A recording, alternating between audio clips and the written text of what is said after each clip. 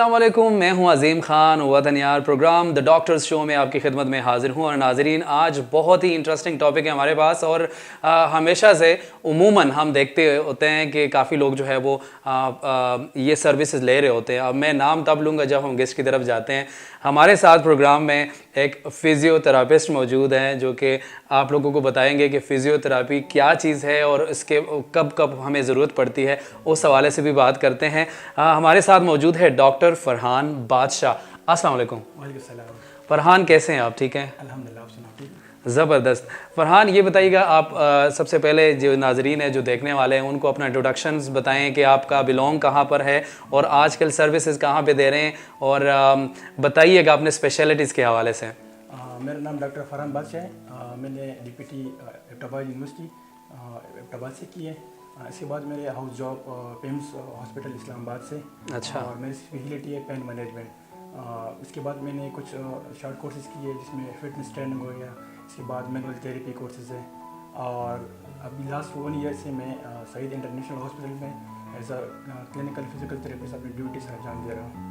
बहुत ज़बरदस्त बात है कि आपके जो स्पेशलिटी है, माशाल्लाह से आपने जिन जिन हॉस्पिटल्स की और जिन जिन इदारों का नाम लिया है तो ब्रांड्स हैं और वहाँ से एजुकेशन हासिल करना और सर्विसेज देना बहुत बड़ी बात है। डॉक्टर साहब, ये बताइएगा, फ़िज़ियोथेरापी काफ़ी लोग जानना चाहते हैं, फ़िज़ियोथेरापी क्या चीज़ है, और आप अगर आसान अल्फाज में समझाएँ तो प्लीज़। अगर आसान वर्ड में देखा जाए तो फिजिकल थेरेपी का मतलब है कि फिजिकल जो हम इलाज करते हैं फिजिकली करते हैं। ठीक है। फिजियोथेरेपी एक ऐसी स्पेशलिटी है जिसमें हम इलाज करते हैं कुछ एक्सरसाइज के ज़रिए। कुछ मशीनें हैं हमारे जो एडवांस मशीनें होते हैं और इसके साथ साथ हम एक्सरसाइज करवाते हैं, तो इसके ज़रिए हम इलाज करते हैं। अच्छा, कुछ लोग जो है वो एक्सरसाइज खुद से भी करते हैं और कुछ एक्सरसाइज आप लोग भी करवाते हैं, तो उसमें डिफरेंस क्या है? वो खुद से मतलब क्यों करते हैं और आप क्यों कराते हैं उसको? इसमें ये होता है ना कि हम कंडीशन देख के ही हम एक्सरसाइज रिकमेंड करते हैं। अगर मैं आपको एक एग्जांपल दे दूँ, इसमें ये होता है ना कि अगर कुछ पेशेंट को नेक का मसला है तो नेक मसले के लिए वो स्टैंडर्ड एक्सरसाइज होती है जो हम रिकमेंड करते हैं। तो जो लोग खुद से करते हैं उसका इतना उनको भी पता नहीं होता कि हमने एक्सरसाइज करने है, इसका क्या फ़ायदे है क्या नुकसान है। जो हम रिकमेंड करते हैं वो उस पेशेंट के डिजीज़ के पॉइंट ऑफ व्यू से होते हैं। उसमें हम देखते हैं कि इससे कोई नुकसान तो है या नहीं है, और फ़ायदे भी देखते हैं सारे। अच्छा, मोस्टली अगर देखा जाए जो फिज़ियोथेरापी का एक जो अमल स्टार्ट होता है वो सर्जरी के बाद होता है, तो वो उसके बाद क्यों होता है और ज़रूरत कब पड़ती है? फिजिकल थेरेपी ऑपरेशन के बाद बहुत इंपॉर्टेंट रोल अदा करता है। अगर हम देखा जाए पेशेंट अगर बेड रिडन है ऑपरेशन के बाद तो पेशेंट इमोबिलाइज रहता है। ठीक है। और दूसरा ये होता है कि इनकी ब्लड सर्कुलेशन कम हो जाती है, इसकी उस तरह मूवमेंट नहीं होती। तो फिजिकल थेरेपिस्ट का काम ये होता है कि वो पेशेंट को मोबिलाइज करते हैं। ठीक है। पेशेंट को मसल कंट्रैक्चर से बचाते हैं। अगर आपने देखा होगा मोस्टली पेशेंट बेड रिडन होते हैं तो उसके बाद उनके बेड सोर होते हैं, जख्म बन जाते हैं कमर में, इससे हम बचाते हैं। इनको फिर प्रॉपर ट्रेन करते हैं कि पेशेंट है और बेड पे है, बेड से उनको सिटिंग किस तरह करवानी है, फिर सिटिंग से स्टैंडिंग किस तरह करवानी है, और फिर इसके बाद हमने ये देखना है कि फिर उसको वॉक किस तरह करवानी है।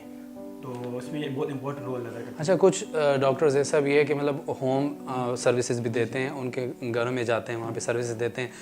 अगर इन केस वहाँ पे जो उनके घर वाले मौजूद होते हैं वो उनको असाइन किया जाए कि जी आप ये सर्विसेज दें, और वहाँ से उनसे कोताही हो जाती है, तो क्या सर्जरी ऐसा भी होता है कि सर्जरी दोबारा करनी पड़ती है?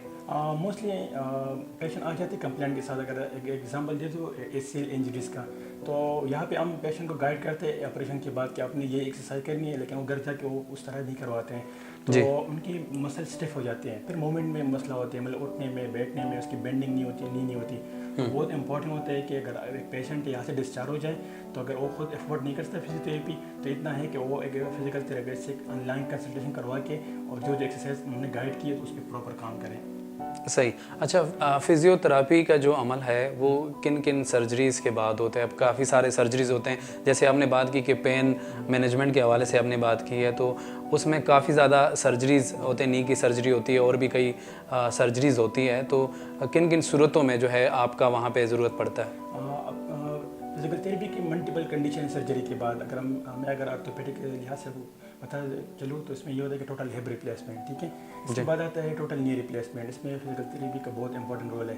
इसके बाद ACL जो स्पोर्ट्स इंजरीज है, ACL हो गया, PCL रिकन्स्ट्रक्शन हो गया, आर्थोस्कोपी हो गई, अगर ACL के बारे में थोड़ा सा बताएं। हाँ, ACL में ये होता है कि अगर सर्जरी हो, जैसे सर्जरी के बहुत इम्पोर्टेंट रोल होते हैं कि पेशेंट को फिर अपने उसकी फेजेस होते हैं ना डिफरेंट, जी जी। तो उसमें ये होते हैं कि अपने पेशेंट को मोबिलाइज करना है, फिर उसको एक्सरसाइज करवानी है कि मसल स्ट्रेंथिंग करनी है, फिर उसके बाद मूवमेंट किस तरह करनी है, अपने उठना किस तरह, अपने चलना किस तरह, फिर उसके बाद हम प्रॉपर ट्रेनिंग करते हैं कि अपने एक्टिविटी की दोबारा लाते हैं। अगर एक स्पोर्ट्समैन है तो स्पोर्ट्समैन को हम 3 मंथ में प्रॉपर रिहेब करते हैं इनकी, ताकि वो अपनी जो डेली लाइफ एक्टिविटी है, जो स्पोर्ट्स है, उसकी तरफ वापस आ जाए।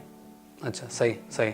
अच्छा, इसके अलावा जहाँ पे ऑपरेशंस के बाद तो वो फिजियोथेरेपी का अमल कब से स्टार्ट होता है, उसकी मतलब ड्यूरेशन कितनी होती है कि सर्जरी हो जाती है? कुछ केसेस ऐसे होते हैं, कुछ सीवियर केसेस होते हैं जो फ़ौरन वहाँ पे फिजियोथेरेपी आप नहीं करवा सकते, कुछ इन्फेक्शंस का अमल भी होता है, तो आप लोगों को कब मतलब ज़रूरत पड़ती है वहाँ पे सर्विसेज देने के लिए? फिजिकल थेरेपी की ज़रूरत कंडीशन पर डिपेंड करते हैं, मतलब कौन सी सर्जरी है, और उसके बाद फिर हम देखते हैं।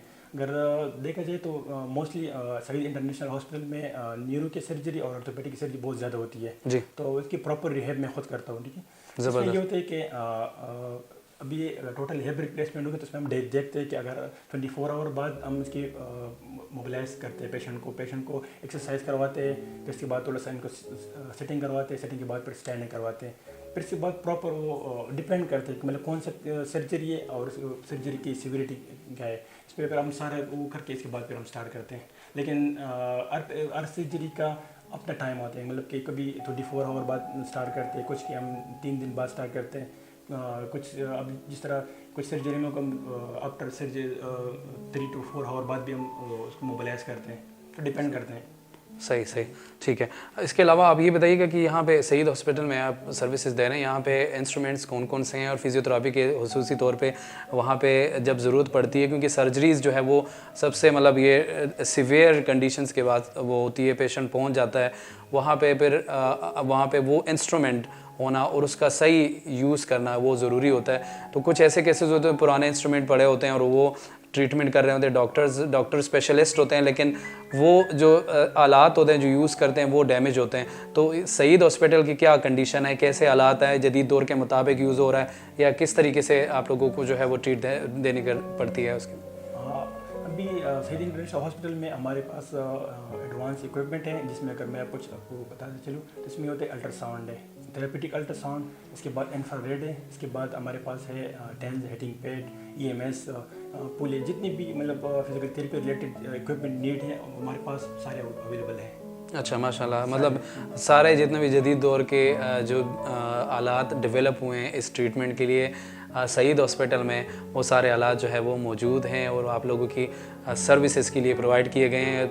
ये सैल्यूट टू डॉक्टर नुमान कि वो इतने ज़बरदस्त सर्विसेज यहाँ पे दे रहे हैं पाकिस्तान के लोगों को और खिदमत अंजाम दे रहे हैं, ज़बरदस्त। और बहुत शुक्रिया डॉक्टर फरहान साहब आपका। उम्मीद है कि नाजरीन को भी फिजियोथेरेपी का जो कंसेप्ट है वो समझ में आया होगा और उम्मीद है कि हम और भी प्रोग्राम्स इस टॉपिक के ऊपर करेंगे। हम प्रैक्टिकली भी कुछ एग्जांपल्स भी आप लोगों के साथ शेयर करेंगे, वो आप लोगों को समझाने के लिए ज़रूर हमारे चैनल को भी सब्सक्राइब करें और हम नेक्स्ट प्रोग्राम में आपकी खिदमत में हाज़िर होंगे। तब तक के लिए इजाज़त चाहिए।